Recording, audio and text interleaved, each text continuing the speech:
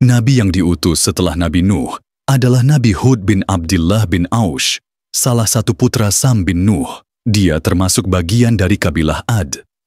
Mereka orang-orang Arab yang menempati Al-Ahqaf, yaitu sebuah pegunungan pasir yang terletak di daerah Yaman, antara Oman dan Hadramaut, yang dekat ke Laut Asin. Syekh Muhammad bin Ahmad bin Iyas, dalam buku yang telah diterjemahkan oleh Abdul Halim berjudul Kisah Penciptaan dan Tokoh-Tokoh, sepanjang zaman menyebutkan kaum Ad adalah kaum pertama yang menyembah berhala setelah terjadinya bencana banjir. Mereka diciptakan oleh Allah dengan postur, perawakan, dan kekuatan yang lebih besar daripada manusia lain yang hidup pada zaman itu.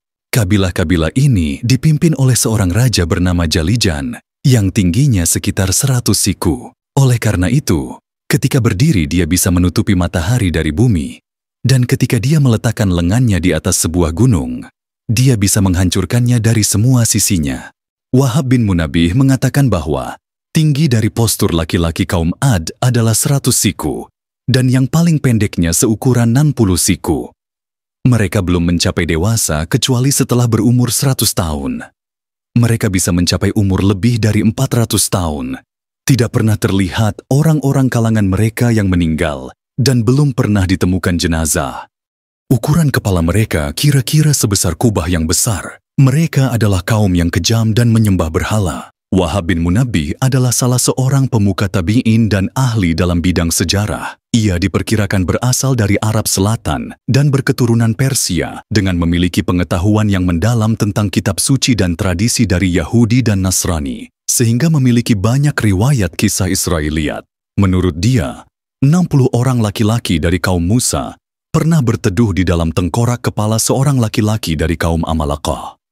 Zaid bin Aslam mengatakan, "Aku pernah melihat seekor serigala beserta anak-anaknya sedang berkumpul dalam kelopak mata seorang laki-laki dari kaum Amalaqah. Dan aku pernah menimbang satu gigi gerahamnya. Ternyata beratnya mencapai 10 kati."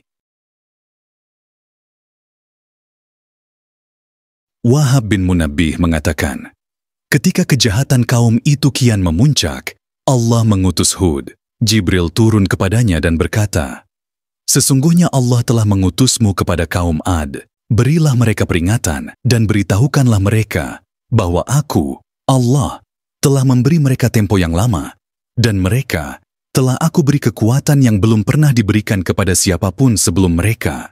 Aku jadikan mereka para pembesar yang menguasai emas, dan menjadikan mereka sebagai orang yang paling panjang umurnya. Datanglah kepada mereka, dan serulah mereka untuk bertauhid, agar mereka kembali dari menyembah berhala kepada menyembah Allah." Nabi Hud datang kepada mereka pada waktu hari raya mereka. Di sana, para pembesar sedang berkumpul dan Raja Jalijan duduk di atas ranjang yang terbuat dari emas. Kepalanya memakai mahkota bertatahkan permata yang megah. Mereka tidak menyadari apapun kecuali suara Hud yang mengatakan, "Wahai orang-orang, beribadahlah kalian kepada Allah, Tuhanku dan Tuhan kalian. Kalian tidak memiliki Tuhan kecuali Dia. Berhala-berhala yang kalian sembah selain Allah ini adalah yang menyebabkan kaum Nuh sebelum kalian ditenggelamkan." Ketika Raja Jalijan melihatnya, dia berkata, "Celaka engkau wahai Hud. Apakah engkau menyangka dengan kelompok kami dan kukuhnya kekuatan kami ini bisa mengalahkan kami dengan pernyataan-pernyataan tersebut? Tidak tahukah engkau bahwa setiap sehari semalam 1000 anak kami terlahir?" Tatkala Hud merasa bosan mengajak mereka untuk mengesahkan Allah, tetapi mereka tidak mendengarkannya, dia memohon kepada Allah agar wanita-wanita mereka dimandulkan, sehingga pada tahun itu tidak ada satupun wanita yang hamil. Mereka mengadukan hal tersebut kepada Raja Jalijan. Mereka berkata, "Sesungguhnya Hud telah membuat istri-istri kami mandul. Kami khawatir apa yang dikatakannya itu memang benar." Kemudian Allah mewahyukan kepada Hud, "Kabarkanlah kepada kaummu agar mereka beriman kepadaku. Jika mereka tetap tidak beriman, maka akan aku kirimkan kepada mereka angin yang membinasakan." Ketika mereka mendengar kabar itu dari Hud, mereka melemparinya dengan batu. Hud tetap mengajak mereka selama 70 tahun, dan di saat itu mereka terus-menerus melemparinya dengan batu. Ketika Hud merasa putus asa dengan mereka, dia berkata, "Wahai Tuhanku, engkau tahu bahwa sesungguhnya aku telah menyampaikan risalahmu kepada kaum Ad, tetapi mereka tetap dalam kekafiran mereka karena kesesatan mereka yang nyata. Selanjutnya, Allah menghentikan hujan dari mereka selama 7 tahun. Setelah tanah mereka mengering, hewan-hewan ternak mereka binasa, sementara kebutuhan mereka kian meningkat, sehingga mereka banyak yang mati, hingga mencapai setengahnya.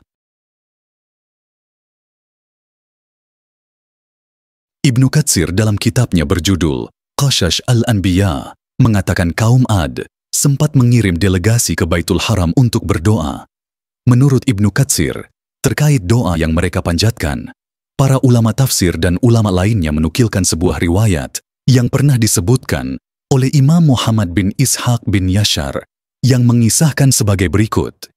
Ketika kaum Ad terus menolak dan memilih untuk kafir kepada Allah, maka setelah itu mereka dilanda kekeringan selama 3 tahun tanpa ada hujan sedikit pun, hingga kehidupan mereka terasa semakin sulit. Dan pada masa itu, jika masyarakat merasa sedang dalam kesulitan, mereka meminta kepada Allah untuk dibebaskan dari kesulitan itu dengan cara mendatangi rumah suci di tanah haram, dan cara itu dikenal oleh seluruh masyarakat pada zaman itu.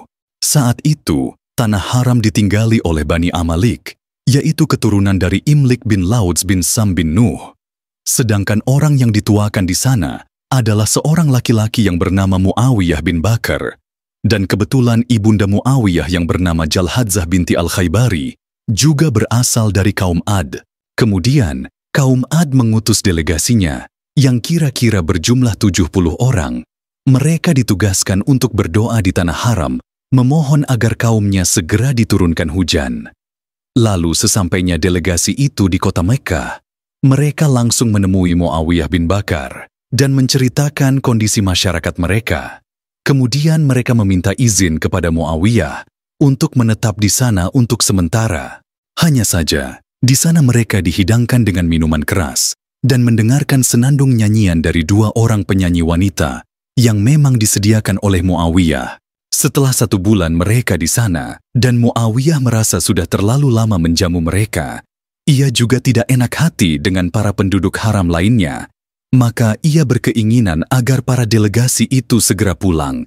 Tapi tentu saja ia juga tidak sanggup untuk mengusir para delegasi itu secara langsung. Maka ia pun membuat syair yang menyinggung mereka agar segera pergi, dan menyuruh 2 orang penyanyi wanitanya untuk melantunkan syair itu di hadapan mereka. Isi syair tersebut antara lain, "Hei orang-orang yang meminta jawaban, sadarlah dan bangunlah. Berdoalah kalian. Semoga Allah mengirimkan mendung esok pagi, hingga bumi Ad dapat terkucurkan dengan hujan. Kaum Ad sudah tidak mampu berkata-kata lagi akibat kehausan. Kita tidak ingin kehilangan para orang tua. Begitu juga anak-anak kecil dan kaum wanita. Kemarin mereka masih dalam keadaan baik-baik saja. Namun sekarang para wanita harus menjadi janda tanpa harta. Kekejaman itu telah datang kepada mereka terang-terangan. Tidak takut dengan panah-panah kaum Ad yang terhunus. Dan kalian di sini hendak mengubah keadaan itu. Namun, siang dan malam, silih berganti kondisi tetap sama. Karena delegasi yang diutus tidak mampu menyelesaikannya, hingga tidak mendapatkan penghargaan dan ucapan selamat. Setelah mendengar senandung itu, para delegasi tersadar dengan tujuan utama mereka datang ke tanah haram. Maka mereka segera bangkit dan berangkat menuju rumah suci untuk mendoakan kaum mereka. Sesampainya mereka di sana, pemimpin delegasi yang bernama Qail bin Atir segera memanjatkan doa. Setelah doa itu dipanjatkan, Allah menyiapkan 3 awan bagi mereka, awan putih, awan merah, dan awan hitam. Kemudian suara dari langit berseru kepada pemimpin delegasi itu, "Pilihlah salah satu dari awan ini untukmu atau untuk kaummu." Pemimpin delegasi itu segera menjawab, "Aku memilih awan hitam, karena awan hitam adalah awan yang paling banyak menyimpan air." Maka dikatakan lagi kepadanya, "Kamu telah memilih awan yang penuh dengan debu dan menghanguskan, awan yang membuat seorang ayah lari ketakutan dan tidak lagi memperhatikan anaknya. Awan yang akan membuat semua kaum Ad binasa, kecuali mereka yang berada di kediaman Bani Laudzah, yakni sekelompok orang dari kaum Ad yang tinggal sementara di kota Mekkah. Mereka tidak merasakan azab yang ditimpakan kepada kaum mereka di kampung halaman, dan mereka itulah beserta keturunannya yang menjadi kaum Ad generasi kedua. Muhammad bin Ishaq melanjutkan, setelah dipilih oleh Qail bin Atir, awan yang berisikan azab itu bertiup menuju pemukiman kaum Ad. Melihat awan itu kaum Ad terlihat bergembira. Mereka berkata, "Ini adalah awan yang akan menurunkan hujan kepada kita." Namun kegembiraan itu sirna dalam sekejap, karena difirmankan oleh Allah, "Bukan, tetapi itulah azab yang kamu minta agar disegerakan datangnya, yaitu angin yang mengandung azab yang pedih, yang menghancurkan segala sesuatu dengan perintah Tuhannya, yakni membinasakan apapun yang diperintahkan kepadanya." Orang pertama yang melihat dan mengetahui bahwa awan itu adalah azab dari Allah adalah seorang wanita dari kaum Ad, seperti diriwayatkan bahwa ia bernama Mahdu. Setelah jelas terlihat olehnya, maka ia pun menjerit dan terjatuh pingsan. Ketika dibawa oleh penduduk lain dan tersadar dari pingsannya, para penduduk bertanya, "Apakah yang baru saja kamu lihat, wahai Mahdu?" Ia menjawab, "Aku melihat ada angin menggulung-gulung dan berkobar seperti api. Di bagian depan angin itu ada beberapa orang, malaikat, yang mengendalikannya." Allah Subhanahu wa Ta'ala berfirman, Allah menimpakan angin itu kepada mereka selama 7 malam 8 hari terus-menerus. Sementara itu, Nabi Hud dan orang-orang beriman, seperti diriwayatkan kepadaku, mereka telah bersembunyi terlebih dahulu di sebuah tempat tersembunyi. Mereka sama sekali tidak merasakan adanya azab tersebut. Mereka hanya merasakan kenyamanan dan ketenangan. Tidak seperti kaum Ad lain pada umumnya. Mereka beterbangan di antara langit dan bumi, serta dihantam oleh batu-batu yang juga beterbangan bersama mereka.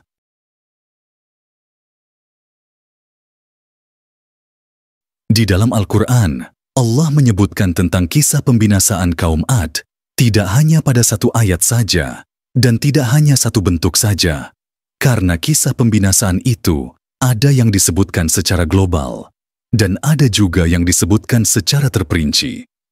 Ibnu Katsir menyampaikan contoh ayat-ayat yang menerangkan secara global, antara lain firman Allah, "Maka kami selamatkan dia, Hud, dan orang-orang yang bersamanya dengan rahmat kami, dan kami musnahkan sampai ke akar-akarnya orang-orang yang mendustakan ayat-ayat kami. Mereka bukanlah orang-orang beriman." Quran Surat Al-A'raf ayat 72. Juga firman Allah, "Dan ketika azab kami datang, kami selamatkan Hud dan orang-orang yang beriman bersama dia dengan rahmat kami. Kami selamatkan pula mereka di akhirat dari azab yang berat, dan itulah kisah kaum Ad yang mengingkari tanda-tanda kekuasaan Tuhan. Mereka mendurhakai rasul-rasulnya dan menuruti perintah semua penguasa yang sewenang-wenang lagi durhaka, dan mereka selalu diikuti dengan laknat di dunia ini, dan begitu pula di hari kiamat. Ingatlah, kaum Ad itu ingkar kepada Tuhan mereka. Sungguh, binasalah kaum Ad, umat Hud itu. Quran Surat Hud ayat 58-60.